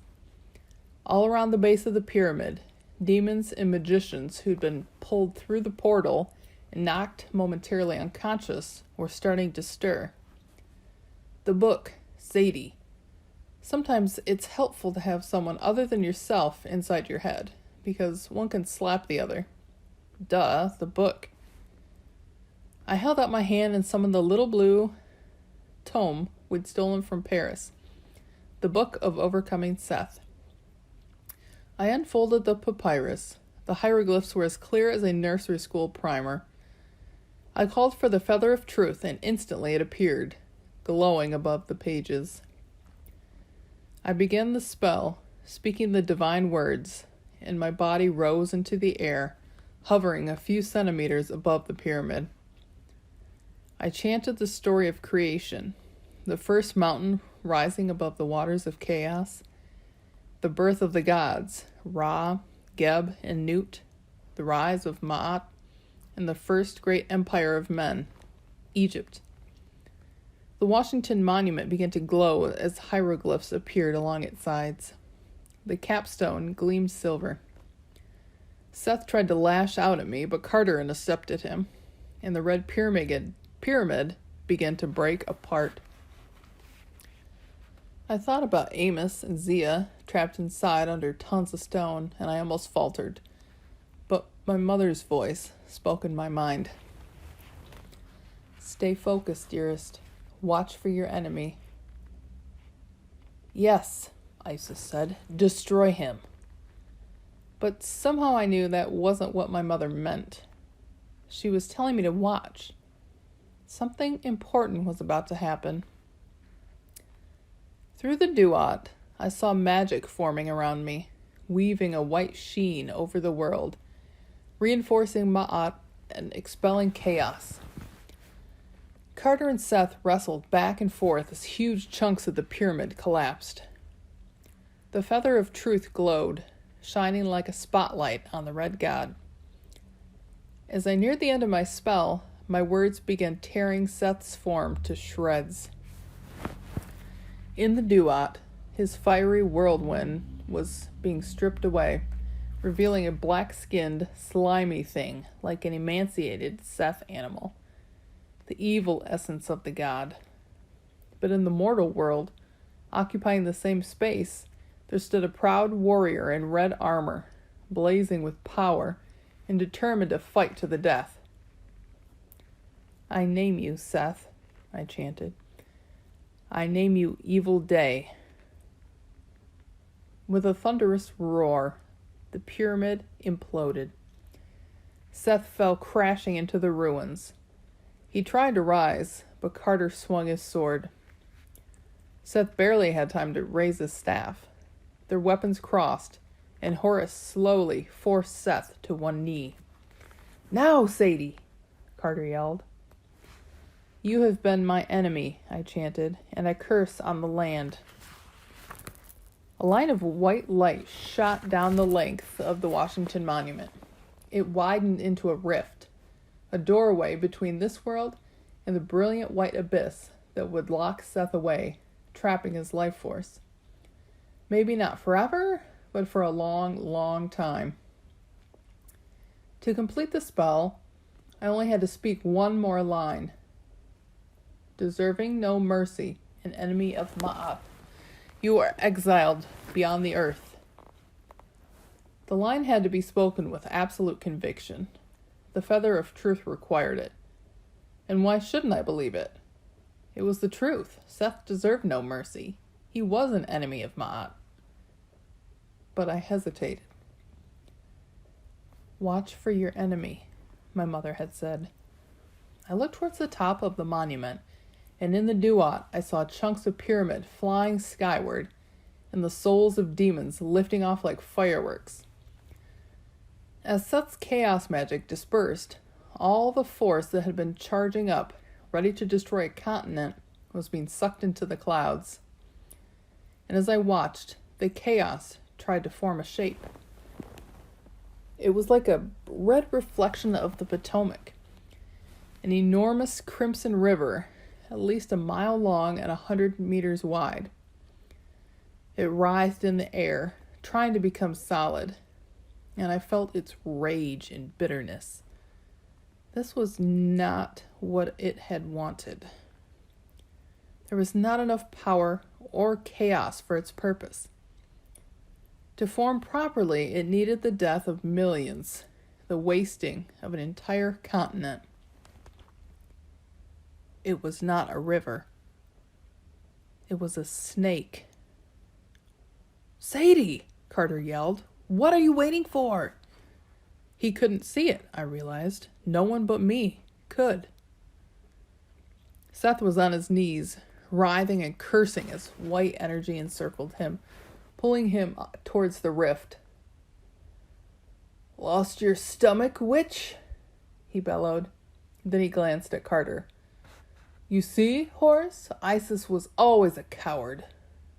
She could never complete the deed." Carter looked at me, and for a moment I saw the doubt on his face. Horace would be urging him towards bloody vengeance. I was hesitating. This is what had turned Isis and Horace against each other before. I couldn't let it happen now. But more than that, in Carter's weary expression, I saw the way he used to look at me on our visiting days, when we were practically strangers, forced to spend time together, pretending we were a happy family because Dad expected it of us. I didn't want to go back to that. I wasn't pretending anymore. We were a family, and we had to work together. "Carter, look!" I threw the feather of truth into the sky, breaking the spell. "No!" Carter screamed, but the feather exploded into silver dust that clung to the form of the serpent, forcing it to become visible, just for an instant. Carter's mouth fell open as the serpent writhed in the air above Washington, slowly losing power. Next to me, a voice screamed, "Wretched gods!" I turned to see Seth's minion, face of horror, with his fangs bared and his grotesque face only inches from mine. A jagged knife raised above my head. I only had time to think, I'm dead, before a flash of metal registered in the corner of my eye. There was a sickening thud, and the demon froze. Carter had thrown his sword with deadly accuracy. The demon dropped his knife, fell to his knees, and stared down at the blade that was now sheathed in his side. He crumpled to his back, exhaling with an angry hiss. His black eyes fixed on me, and he spoke in a completely different voice, a rasping, dry sound like a reptile's belly scraping over sand. This is not over, godling. All this I have wrought with a wisp of my voice, the merest bit of my essence wriggling from my weakened cage. Imagine what I shall do when fully formed. He gave me a ghastly smile, and then his face went slack. A tiny line of red mist curled from his mouth, like a worm of a fresh-hatched snake, and writhed upward into the sky to join its source. The demon's body disintegrated into sand. I looked up once more at the giant red serpent, slowly dissolving in the sky. Then I summoned a good strong wind and dispersed it completely. The Washington Monument stopped glowing. The rift closed, and the little spell book disappeared from my hand. I moved towards Seth, who was still ensnared in the ropes of white energy. I had spoken his true name. He wasn't going anywhere just now. You both saw the serpent in the clouds, I said. Apophis. Carter nodded, stunned. He was trying to break into the mortal world using the Red Pyramid as a gateway. If its power had been unleashed... He looked down in revulsion at the pile of sand that had once been a demon. Seth's lieutenant, face of horror. He was possessed by Apophis all along, using Seth to get what he wanted. Ridiculous. Seth glared at me and struggled against his bonds. The snake in the clouds was one of your tricks, Isis. An illusion. You know it wasn't, I said. I could have sent you into the abyss, Seth. But you saw the real enemy. Apophis was trying to break out of his prison in the Duat. His voice possessed face of horror. He was using you. No one uses me. Carter let his warrior form disperse. He floated to the ground and summoned his sword back to his hand. Apophis wanted your explosion to feed his power, Seth. As soon as he came through the Duat and found us dead, I'm betting you would have been his first meal. Chaos would have won. I am chaos, Seth insisted. Partially, I said, but you're still one of the gods. True, you're evil, faithless, ruthless, vile. You make me blush, sister. But you're also the strongest god. In the ancient times, you were Ra's faithful lieutenant, defending his boat against Apophis. Ra couldn't have defeated the serpent without you. I am pretty great, Seth admitted, but Ra is gone forever, thanks to you. Maybe not forever, I said. We'll have to find him. Apophis is rising, which means we'll need all the gods to battle him, even you. Seth tested his bonds of white energy. When he found he couldn't break them, he gave a crooked smile. You suggest an alliance? You'd trust me? Carter laughed. You gotta be kidding. But we got your number now, your secret name. Right, Sadie? I closed my fingers, and the bonds tightened around Seth. He cried out in pain. It took a great deal of energy, and I knew I couldn't hold him like this for long, but there was no point telling that to Seth. The House of Life tried banishing the gods, I said. It didn't work. if we lock you away, we're no better than they are. It doesn't solve anything. I couldn't agree more, Seth groaned. So if you'll just loosen these bonds. You're still a villainous piece of scum, I said, but you have a role to play, and you'll need controlling. I'll agree to release you if you swear to behave, to return to the duat and not cause any trouble until we call you. And then you'll make trouble only for us, fighting against Apophis.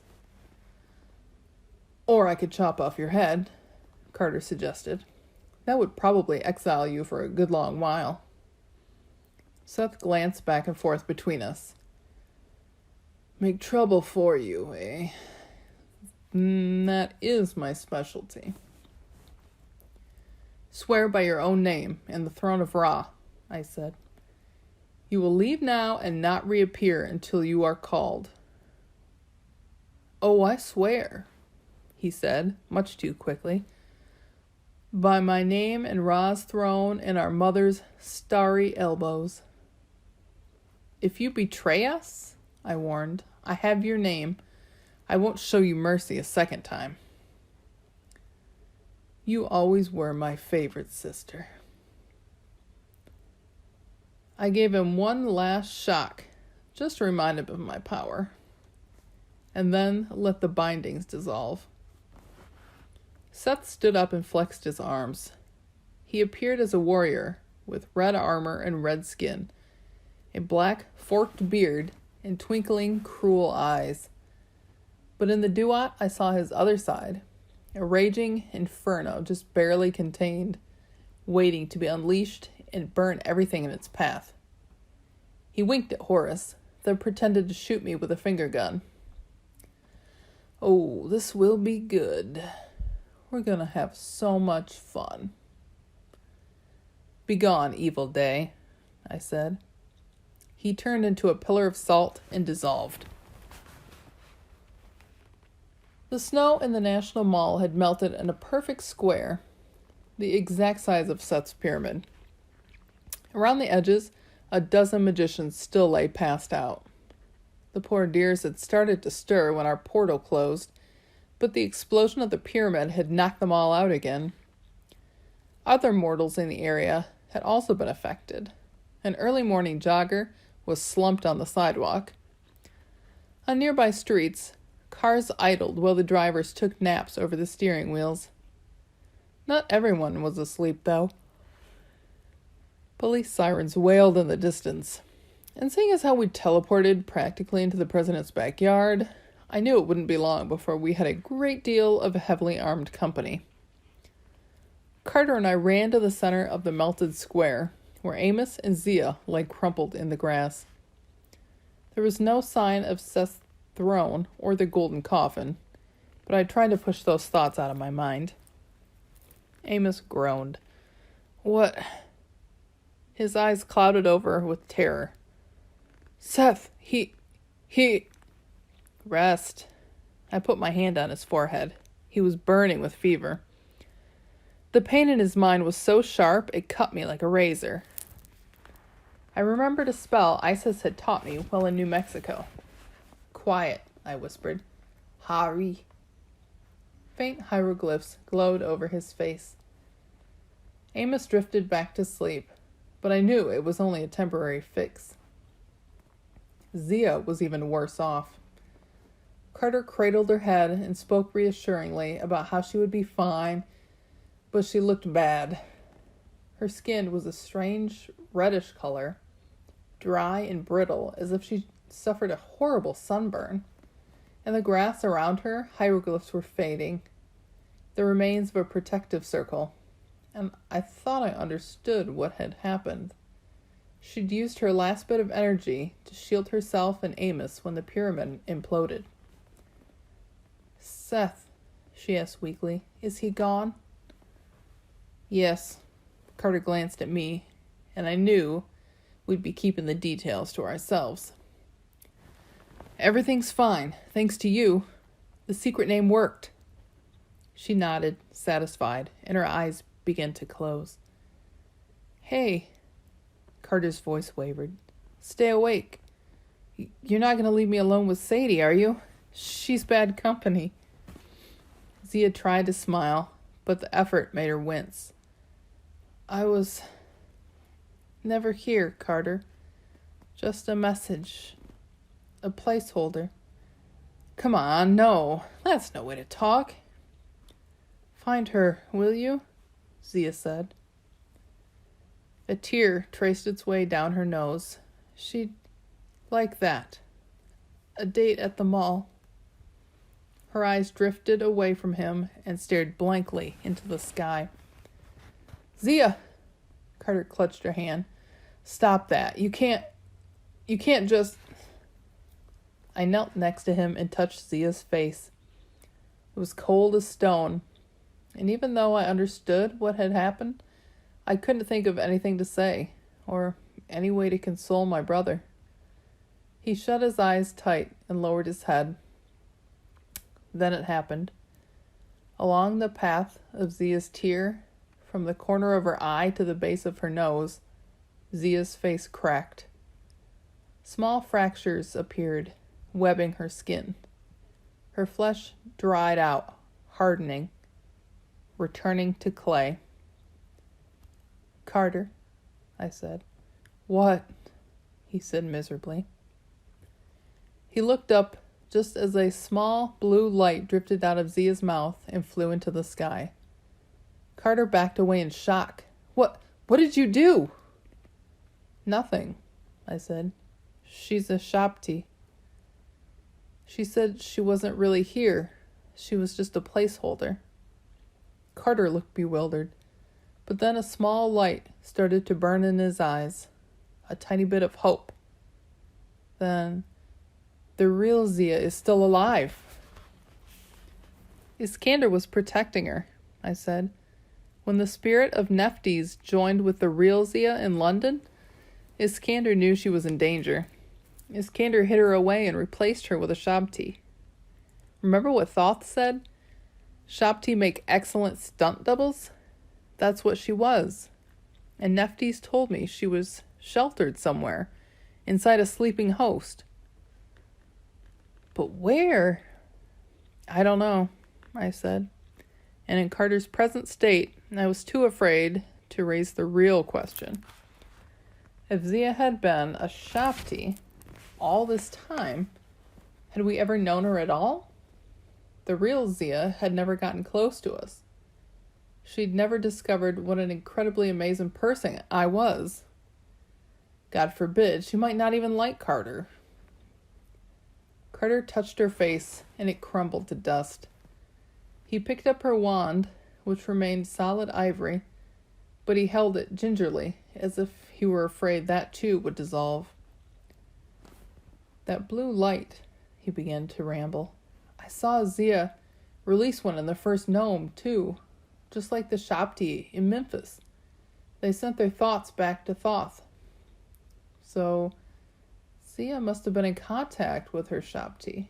That's what the light was.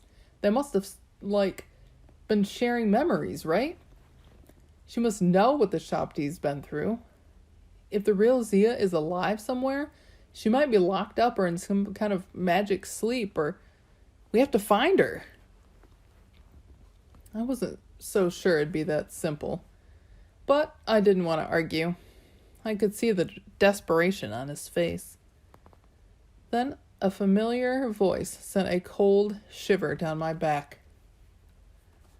What have you done? Desjardins was literally fuming. His tattered robes still smoked from battle. Carter says I shouldn't mention that his pink boxer shorts were showing, but they were. His staff was aglow, and the whisker in his beard smoldered. Behind him were three equally battered magicians, who all looked as if they were just regaining consciousness. Oh, good, I muttered. You're alive. You bargained with Seth? Desjardins demanded. You let him go? We don't answer to you, Carter growled. He stepped forward, hand on his sword. but I put on my arm to hold him back. Desjardins, I said, as calmly as I could. Apophis is rising. In case you missed that part. We need the gods. The House of Life has to return to the old ways. The old ways destroyed us, he yelled. A week ago, the look in his eyes would have made me tremble. He fairly glowed with rage, and hieroglyphs blazed in the air around him. He was the chief lector, and I'd just undone everything the house had worked for since the fall of Egypt. Desjardins was a heartbeat away from turning me into an insect, and the thought should have terrified me. Instead, I looked him in the eye. Right now, I was more powerful than he was. Much more powerful. And I let him know it. Pride destroyed you, I said. Greed and selfishness and all of that. It's hard to follow the path of the gods, but it's part of magic. You can't just shut it down. You are drunk with power, he snarled. The gods have possessed you, as they always do. Soon you will forget you are even human. We will fight and destroy you. Then he glared at Carter. And you, I know what Horus would demand. You will never reclaim the throne. With my last breath, save it, I said. Then I faced my brother. You know what we have to do? Understanding passed between us. I was surprised how easily I could read him. I thought it might be the influence of the gods, but then I realized it was just because we were both Cains, brother and sister. And Carter, God help me, was also my friend. Are you sure? He asked. We're leaving ourselves open. He glared at Desjardins. Just one more good smack with the sword? I'm sure, Carter. I closed my eyes in focus. Consider carefully, Isis said. What we've done so far is only the beginning of the power we could wield together. That's the problem, I said. I'm not ready for that. I've got to get out there on my own, the hard way. You are wise for a mortal, Isis said. Very well. Imagine giving up a fortune in cash. Imagine throwing away the most beautiful diamond necklace in the world. Separating myself from Isis was harder than that. Much harder. But it wasn't impossible. I know my limits, my mother had said, and now I understood how wise she'd been. I felt the spirit of the goddess leave me. Part of her flowed into my necklace, and most of her streamed into the Washington Monument, back into the Duat, where Isis would go. Somewhere else. Another host? I wasn't sure. When I opened my eyes, Carter stood next to me, looking grief-stricken, holding his Eye of Horus amulet. Desjardins was so stunned, he momentarily forgot how to speak English. Ce n'est pas possible. On ne peut pas. Yes, we could, I said. We've given up the gods on our own free will, and you've got a lot to learn about what's possible. Carter threw down his sword. Desjardins, I'm not after the throne, not unless I earn it by myself. And that's going to take time. We're going to learn the path of the gods. We're going to teach others. You can waste time trying to destroy us, or you can help. The sirens were much closer now. I could see the lights of emergency vehicles coming from several directions, slowly cordoning off the National Mall. We had only minutes before we were surrounded. Desjardins looked at the magicians behind him, probably gauging how much support he could rally. His brethren looked in awe. One even started to bow to me, then caught himself. Alone, Desjardins might have been able to destroy us. We were just magicians now. Very tired magicians, with hardly any formal training. Desjardins' nostrils flared. Then he surprised me by lowering his staff. There has been too much destruction today, but the path of the gods shall remain closed. If you cross the house of life again... He let the threat hang in the air. He slammed his staff down, and with a final burst of energy, the four magicians dissolved into wind and gusted away.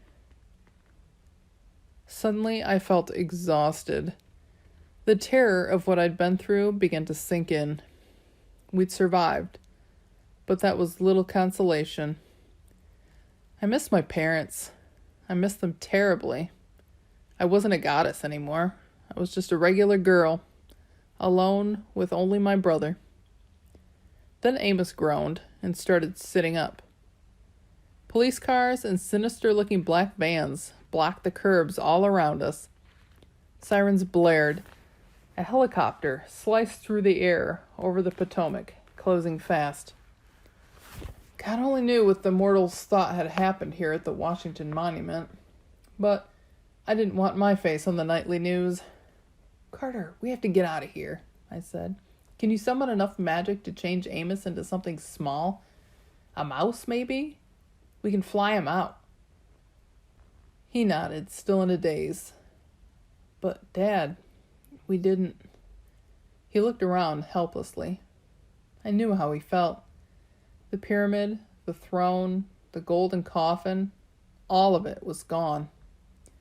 We'd come so far to rescue our father, only to lose him. And Carter's first girlfriend lay at his feet in a pile of pottery shards. That probably didn't help either. Carter protests that she wasn't really his girlfriend. Please. I couldn't dwell on it, though. I had to be strong for both of us, or we'd end up in prison. "First things first," I said. "We have to get Amos to safety." "Where?" Carter asked. There was only one place I could think of.